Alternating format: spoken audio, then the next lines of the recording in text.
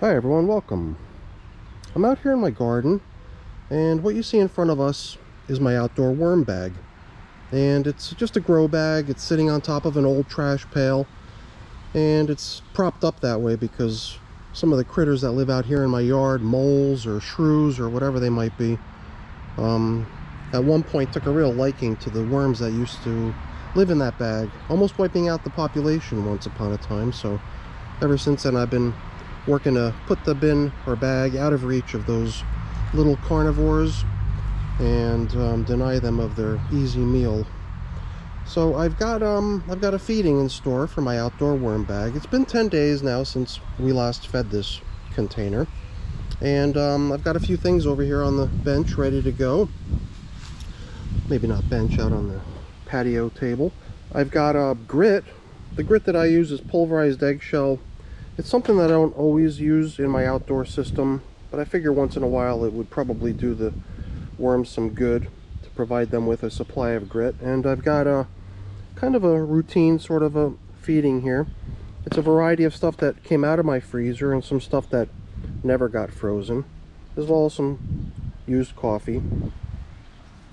I've talked about taking worms out of this system and starting an indoor worm bin using those worms, and I'm not doing it today, but I wanted to set the stage for that today. So I've got a paper towel here that I was going to extract some worm castings and put them into that paper so that I could use that little sample of worm castings as an inoculant to sort of jumpstart the new environment that I'm going to build for them in a plastic bin downstairs in my wormery.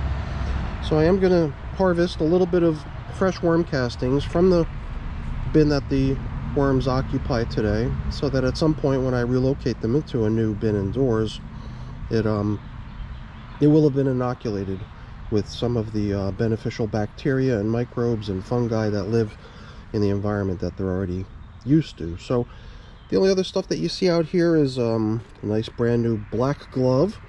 I'm kind of hoping that using a black glove might improve the image quality. Sometimes when I reach into the camera frame with a very light colored object, it sort of, assumes that there's a lot more light in the frame, so it reduces the exposure, making it a little bit difficult sometimes to see the dark contents of the container.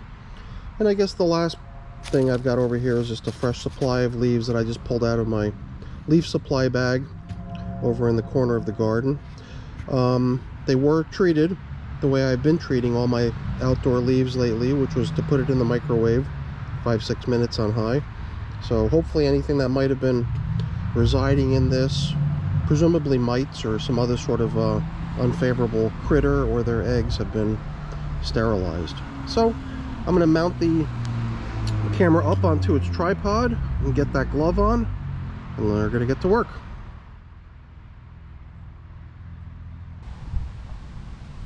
Wow, I guess my impression of this glove is that it's fairly snug. A lot more snug than I'm used to, which is fine. We'll see how it plays out. I guess I'll probably have a lot, I don't know, like maybe an improved sense of what I'm handling. Alright, so after 10 days, let's see what we've got.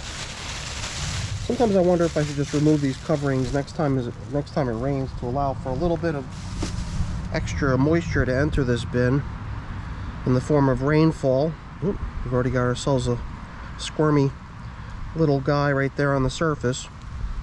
And it's not surprising, right there beneath the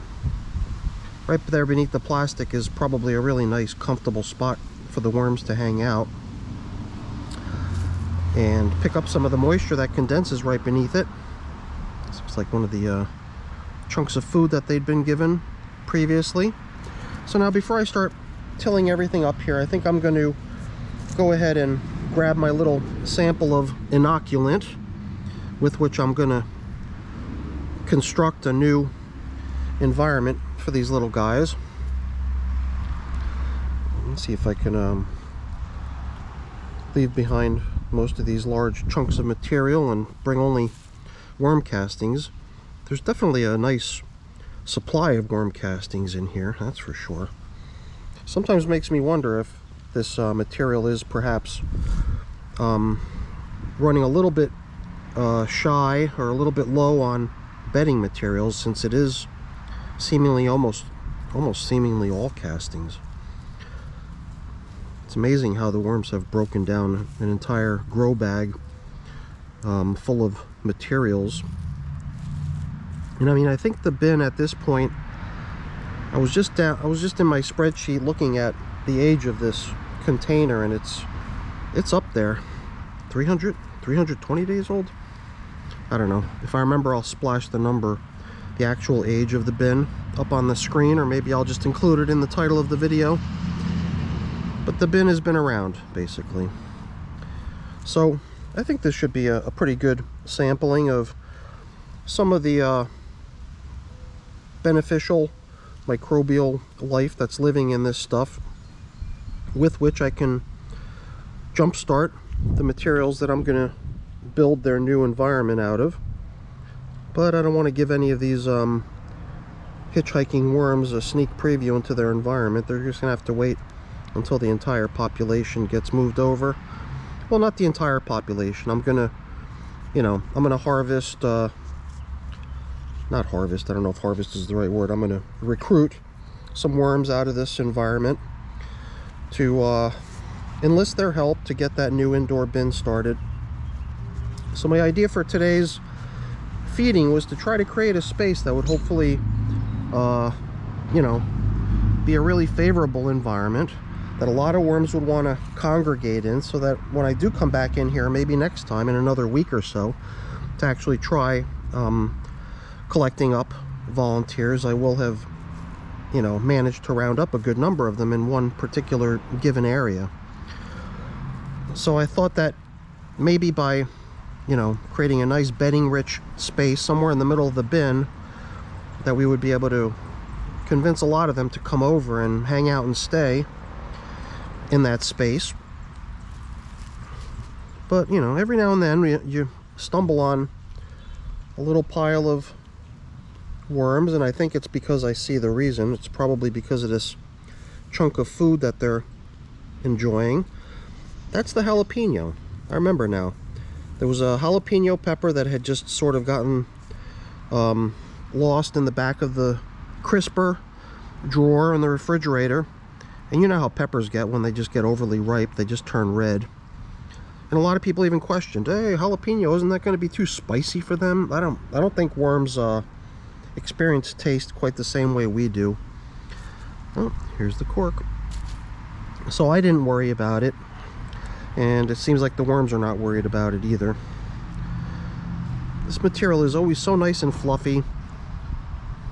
This is interesting too. This is like the stem of I don't know if it's a head of lettuce or something, but it did seem like it was starting to grow. There's like a little shoot popping out of it. Here's another one. Seems like this thing's just itching to grow. And it's interesting too, because the inside of it, it looks like it's getting hollowed out by the worms. So the inside of it must be a somewhat more appealing material. And here's another mango seed. It's always interesting to see how some of the older foods that were placed in here are gradually getting worked down by the worms. I don't remember what other types of foods were added. Perhaps if we run into something that I recognize, I'll remember. Something very stringy. I don't know what that could be. I'm trying to think what would have this sort of texture. I don't know. Celery is kind of stringy. Did we feed celery last time? I don't even remember at this point. But we're starting to get down to the point where we've probably created enough space to put in today's feeding. And it does seem like if I try to enlist worms out of this system next time we're in here to start off a new bin, it seems almost inevitable that I'll probably be bringing a whole bunch of the material that they're inhabiting along for the ride. Which shouldn't be too much of a problem either. I mean, I guess I've always got that option of just trying to sift through the material, sort of doing a light harvesting, light separation, to sort of drive the worms out of the material so that I end up with almost exclusively worms and little else. So I'll have to play it by ear and see what I'm in the mood for when that time comes. It does seem like this bin is just chock full of really beautiful castings. It might actually make good sense to try to run the entire contents of this bin through a screen and try to see what I can come up with in terms of just castings material. Because it does seem like it's almost all castings. Obviously there's large chunks of scraps of food littered throughout the entire container, but it's all amidst just a huge amount of castings. So let's proceed.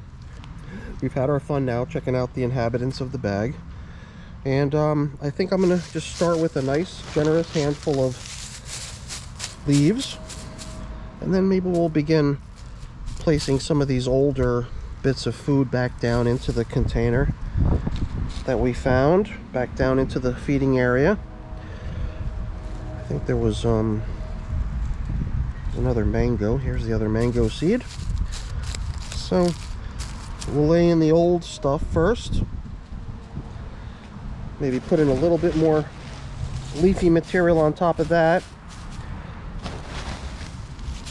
Then we could drop in today's food, which is yet another fairly generous application of different things. Besides the frozen veggies, which is just a mix of all kinds of stuff, there's also some unfrozen stuff, some citrus peel, some squeezed out lemons, some orange peel, and this banana was not frozen either. So it's kind of a mix of different types of stuff. Should make for a nice aromatic space. The next time we pop our noses in here, we should smell the citrus, hopefully. Maybe not, depends on how quickly the worms do away with the materials. So to help with the digestion process, we're going to give them a nice generous dose of grit. That's quite a bit actually, but I think they'll appreciate it. And we can start dropping in the coffee, which is something that I've always got a plentiful supply of. And here too, more bedding in the form of paper, so we'll include that as well. So if all goes as planned, I'll be taking that collected little sample of worm castings that we pulled out of here, and we'll be using that to kick off a new bin. I've got a container downstairs that I've got in mind for this batch of worms. It'll be the reintroduction of red wigglers into my worm population down in the basement, because I recently had sort of a major die-off. Basically lost all of my worms that were red wigglers. I even lost a bin of European night crawlers, but I believe I've figured out what was causing the trouble and hopefully brought an end to it. It's pretty interesting how the material all the way on the outer edge is very dry, I guess because it's fabric, and obviously not broken down either. So it's nothing like the stuff I'm finding down the middle of this container. So maybe at some point it would do this system good to maybe get tilled up a little bit and get all those materials that are out on the edge and all dried out mixed into the rest of the container. It's a lot of peanut shells, which probably won't go anywhere unless there's a good amount of moisture to go along with it. So it is tempting to get the screen out here and maybe even run this stuff through the screen, so that what I'm left with is really just a bunch of unbroken down food and bedding, and then maybe, you know, extract the castings out of here, sort of give the whole system a little bit of a fresh start in a way after pulling the worms out. So I'll think a little bit more about how I'm gonna handle the next check-in on this system, but I think we're more or less done here. Just looking around here, yeah, we are done. I'll just get these coverings back in place.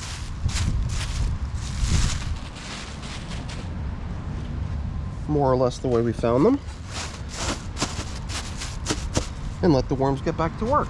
So hopefully you enjoyed the video. If you did, as always, please remember to leave me a thumbs up. That's always really appreciated.